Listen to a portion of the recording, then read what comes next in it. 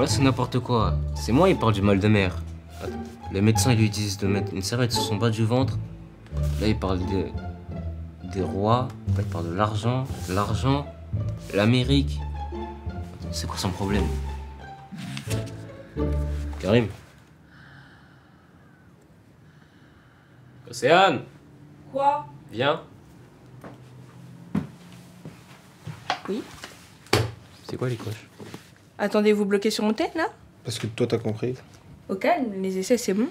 Explique c'est quoi les coches et le reste. Que j'explique? Ouais, explique comment ça marche. Comment marchent les essais? Ok.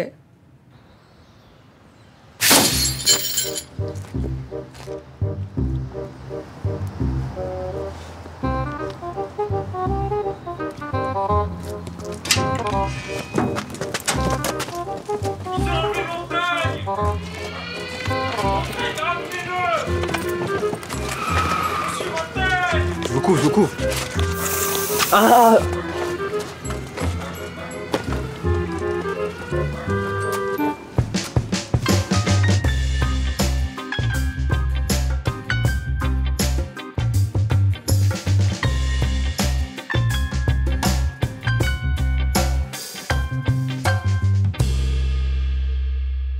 XVIe siècle, Montaigne pèse dans le game.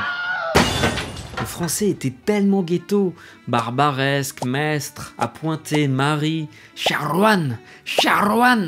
Et vrai, hein, Montaigne, il en est du ghetto. La grammaire moderne, il osève comme ça t'est pas permis au bac. Et pire que son français, c'est sa France qu'il faut voir. Les coups d'épée dans le dos, descente en bande, braquage, bavure, c'était tous les jours dans la France de Montaigne. La France, c'était même plus l'hexagone, hein, c'était l'octogone, ma parole. Et tout ça, le tout ça de l'octogone, ça part d'un règlement de compte entre deux cums.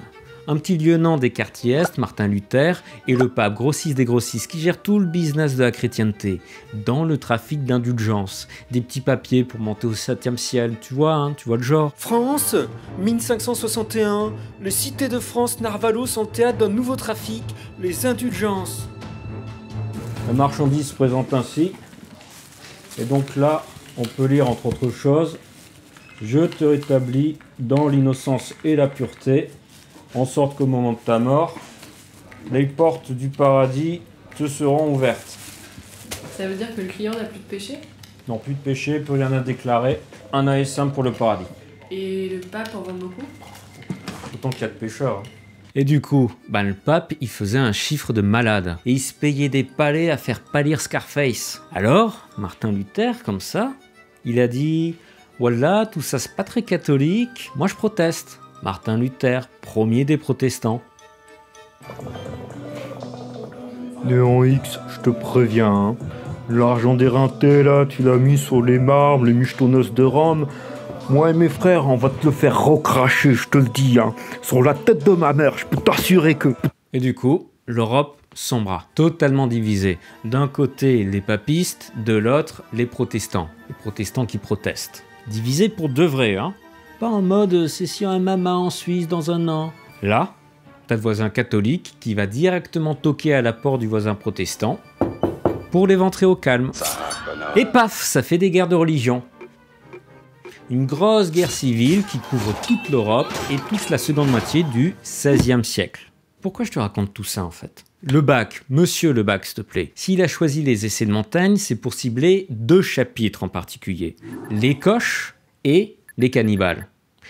Et les deux parlent d'un même sujet, à savoir les relations entre les Européens et des indigènes d'Amérique. Techniquement, si je te parle d'histoire, je devrais te raconter 1492, la découverte des Amériques et puis ce qui s'ensuit. Colonisation portugaise et espagnole, et une colonisation avec le tas de violence qui va avec. Hein. Les guerres, l'esclavage, les mauvais traitements, et surtout les pandémies, des pandémies dans tous les sens. Hein. Si bien que par endroits, ça a tué jusqu'à 90% de la population indigène. Tout ça parce que les Européens étaient habitués à dormir avec leurs bêtes domestiques dans les fermes. Du coup, ils étaient immunisés contre les parasites et les maladies. La vérité, hein, tu sais que t'es le dernier des crasseux quand ton hygiène vit d'un continent entier. Mais si j'avais commencé par là, toi, dans ta tête, tu te serais dit « Oui, le Montaigne, il doit essayer de réparer une injustice. Donc, il va prendre parti pour les indigènes contre les Européens. » Et pourtant, Mais non, c'est vrai, je lis, page 910, chapitre des coches. Tant de villes rasées, tant de nations exterminées, tant de millions de peuples passés au fil de l'épée, et la plus riche et belle partie du monde bouleversée pour la négociation des perles et du poivre. Mécanique victoire. Montaigne réprouve les agissements des Européens, critique la colonisation. Ouais, page 910 encore, hein, à la suite. On peut lire que n'est tombé sous Alexandre le Grand, parenthèse, ou sous ses anciens Grecs et Romains une si noble conquête, sous des mains qui eussent doucement poli et défraîchi ce qu'il y avait de sauvage. Bref, ce qui dérange Montaigne, c'est pas tellement la colonisation, hein, c'est la tête des colons. Jules César qui part à l'assaut de Mexico, non problemo. Hein. Donc nuance poteau. Quand au prof évoquera, et le mythe du bon sauvage, page 206 encore, ils sont sauvages, de même que nous appelons sauvages les fruits que nature de soi et de son progrès ordinaire a produit. Là où la vérité, ce sont ceux que nous avons altérés par notre... Ouais, on va faire bref. Pour pouvoir parler de bon sauvage, il faut déjà avoir placé deux choses. D'un côté, un état de nature primitif, de l'autre côté, un état civilisé, moderne. Avec entre les deux, du coup, une seule et unique flèche, celle du progrès historique, qui va du primitif au moderne. Attention, parce que c'est lourd de sens. Qu'est-ce que ça signifie? Ça signifie que l'européen, primo, c'est le civilisé, c'est le moderne, et deuxio, que le non-européen, c'est simplement un européen latrane. C'est-à-dire que c'est un homme en retard sur l'histoire. Et là, tu l'as. Tu as quoi?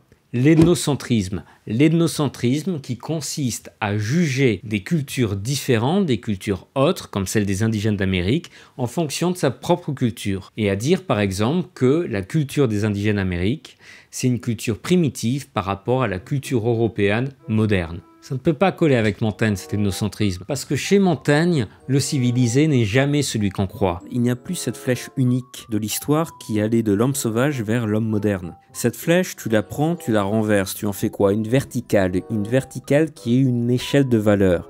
Une échelle de valeur avec tout en haut l'homme de l'Antiquité. Un peu plus loin dans la vidéo, je t'explique pourquoi l'Antiquité. Tu vas comprendre, c'est lié à l'humanisme. Il y a donc différentes formes de civilisation, toutes situées sur une échelle de valeur, sans que l'ordre chronologique de l'histoire ne change quoi que ce soit. Et ça, tu le vois bien dans les coches ou les cannibales. Limite, les indigènes d'Amérique, parce qu'ils sont honnêtes, parce qu'ils sont courageux, parce qu'ils ont de la noblesse, ils sont plus proches des ancêtres de l'Antiquité que ne le sont les descendants européens. 1. Le constat. Nos amis indigènes sont plus près de l'état de nature que de l'état civilisé. C'est vrai qu'on a ça chez Montaigne. Mais, 2, la conclusion. Ben oui, parce que s'ils sont plus heureux en étant près de l'état de nature, c'est peut-être que nous autres Européens, qui sommes plus près de l'état civilisé, on a tort. Limite, on ferait mieux de chercher à retourner vers l'état de nature. Et alors là, Montaigne, jamais Montaigne n'y dirait une chose pareille. Donc, 3e point, le plus important, le contexte. Le mythe du bon sauvage, c'est le XVIIIe siècle, le siècle des Lumières. C'est Rousseau en particulier, et Rousseau, ce n'est pas Montaigne. Montaigne, 16e, Rousseau, 18e. Et s'il te plaît, tu me confonds pas Montaigne et Montesquieu. Hein. C'est pas parce qu'on s'appelle Moment qu'on doit être les mêmes personnes. Là, tu commences à percuter ce qu'il y a dans la tête de Montaigne. Montaigne, quand tu lui dis civilisé ou civilisation, qu'est-ce qu'il entend? Il entend civil, comme dans Guerre civile.